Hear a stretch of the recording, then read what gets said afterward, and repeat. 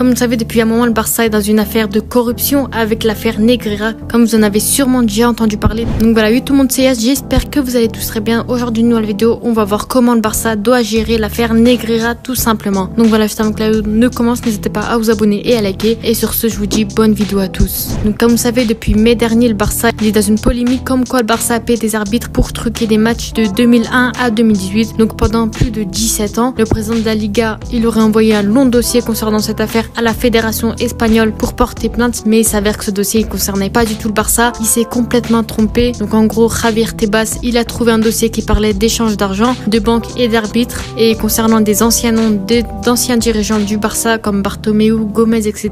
Et il a tout envoyé à la fédération sans même lire en entier le dossier tout simplement. Donc voilà, pour le moment, la fédération n'a aucune preuve pour sanctionner le Barça, mais apparemment, il y aurait eu des virements d'argent réguliers entre le Barça et Negreira, tout simplement le vice-président de la fédération d'arbitres espagnole. Donc voilà, il y aurait eu plus de 7 millions d'euros échangés entre les deux personnes, tout simplement Laporta et Negreira. Et le Barça nie complètement les faits et dit que cet argent il a été versé en échange de conseils. Par exemple, Negreira il apprenait l'arbitrage à certains membres du Barça, tout simplement pour connaître un peu mieux les règles pour l'avenir et conseiller le Barça pour recruter quelques futures pépites prometteuses, conseiller quelques jeunes qui auront de l'avenir pour le futur tout simplement. Donc voilà, en tout cas le Barça il a payé aucun arbitre durant cette période et de toute façon ni Tebas ni Florentino Pérez n'ont de preuves dans cette affaire. Oui, le Real Madrid il a aussi porté plainte contre Laporta. On sait pas ce qu'ils font dans l'affaire, mais ils ont porté plainte tout simplement après cette erreur professionnelle de Tebas qui a envoyé de fausses preuves à la fédération espagnole et qui sont même arrivées jusqu'à l'UEFA tout simplement. Laporta et les dirigeants catalans ils veulent la démission de Tebas à la tête de la Liga tout simplement, vu qu'il fait n'importe quoi. Depuis un moment on voit qu'il a quelque chose, une dent contre le Barça tout simplement, et du coup ça devient un gros conflit tout simplement, Tebas contre Laporta, et on a Florentino Pérez qui s'est incrusté dans le conflit avec eux aussi. Donc voilà, dans maximum 2 mois on aura un verdict tout simplement de cette affaire du Barça. Laporta il passera sûrement devant un juge tout simplement, devant l'UEFA tout simplement, le dirigeant. On verra les sanctions d'ici là, je vous tiendrai bien entendu au courant, mais en attendant on a des sanctions qui peuvent tomber et qui peuvent nous faire très très mal au Barça.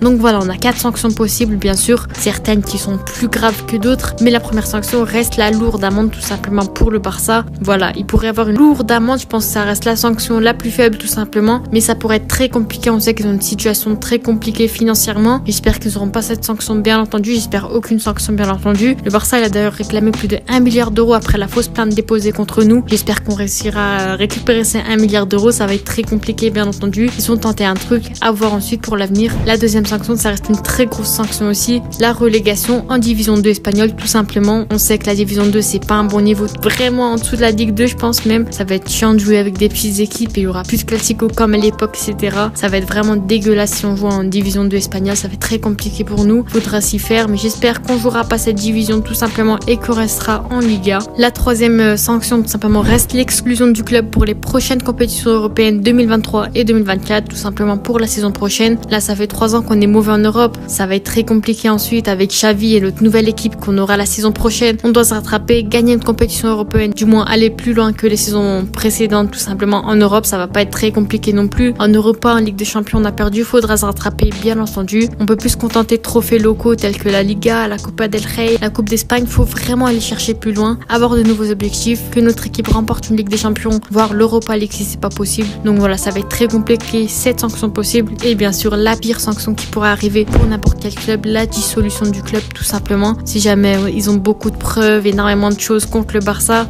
ils pourraient dissoudre le club tout simplement. Ça va être quasi impossible, là on le sait, pour tout le monde, mais je pense que ça reste une option quand même. J'espère qu'ils en viendront pas jusque là, mais ça reste une position possible. Maintenant on va voir comment va-t-on gérer chacune de ces sanctions et au final quelle serait la meilleure sanction pour le Barça. Bien sûr la meilleure chose serait qu'on n'ait aucune sanction et qu'on continue sur notre bonne lancée pour la saison prochaine bien entendu, mais je pense que si l'UEFA elle trouve des preuves et elle veut quand même sanctionner le Barça, au pire des cas on passera bien par une sanction du club. Et pour moi déjà la pire sanction est logiquement la dissolution du club. Que va devenir la Liga sans le Barça quoi, tout simplement ça va vraiment être dégueulasse hein. Non, plus sérieusement je pense que ce serait impossible qu'ils suppriment le club, même pour eux leur intérêt tout simplement, sans penser à Laporta etc. Aujourd'hui la Liga fait partie du top 3 des meilleurs championnats d'Europe, donc s'il n'y a plus de Barça ils perdront à la fois beaucoup de spectateurs, beaucoup d'argent et surtout des places dans le classement du meilleur championnat d'Europe. Après, on a aussi les droits télé. Énormément de personnes ne regardent que le Barça en Liga dans le championnat espagnol. Donc voilà, ils perdront beaucoup d'argent. Le Barça est aussi un club légendaire. C'est pas comme si c'était un petit club de district, de division 3, division 2 où ils peuvent fermer facilement le club, qui a pas vraiment de gros projets. Donc je pense vraiment que la dissolution du club reste quasi impossible. Après, comme on le sait, impossible, ça existe pas, hein, tout simplement l'impossible. Donc voilà, à voir comment l'UEFA va gérer les sanctions. On a ensuite la relégation en division 2. Je pense que là aussi c'est quasiment pareil que la première sanction, mais bien entendu vous le savez, en moins pire bien sûr, mais il y aura moins de visibilité sur la Liga, les droits TV, etc.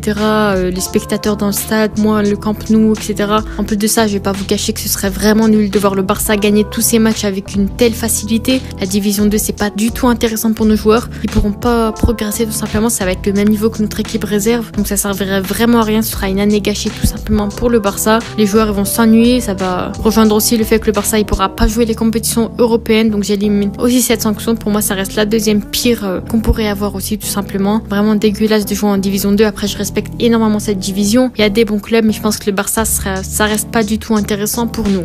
Donc voilà, on va pas passer sur toutes les sanctions non plus possibles, il y en a que j'ai pas cité, beaucoup moins importantes, mais pour moi malheureusement parce qu'aucune sanction n'est bien, aucune sanction bien entendu, ça reste des sanctions. Si on doit passer par une sanction, je pense que la meilleure serait le fait qu'on ne puisse pas jouer les compétitions européennes pour la saison prochaine, donc en 2023 et en 2024. Tant pis, malgré notre lancée, on devra se contenter de compétitions locales et tout donner la saison prochaine, parce que l'amende ce serait vraiment compliqué, déjà qu'on est en difficulté financière, ça voudra dire qu'on sera limite privé de mercato, plusieurs mercato pendant un moment, qu'on sera obligé de vendre des gros joueurs, même quasiment incertains qui quittent le club, etc., des gros joueurs importants. Donc personnellement, après dites-moi votre avis en commentaire, bien entendu, ça reste mon avis personnel. Je pense qu'être privé de compétition européenne pour la saison prochaine reste mieux que les autres sanctions, tout simplement, mieux que la lourde amende, mieux que la dissolution du club et mieux que la relégation en division 2. Donc voilà, franchement, ça fait partie des pires affaires de corruption de football. Certaines stars comme Gérard Piqué et Alexander Seferin, le président de l'UEFA tout simplement, se sont exprimés sur ce sujet-là. En tout cas, moi je connais pas la vérité, comme la majorité des fans du Barça et la majorité des personnes tout simplement. J'espère que cette histoire elle est complètement fausse et que c'était juste un coup monté contre le Barça, parce que sinon on reste gros et l'image du Barça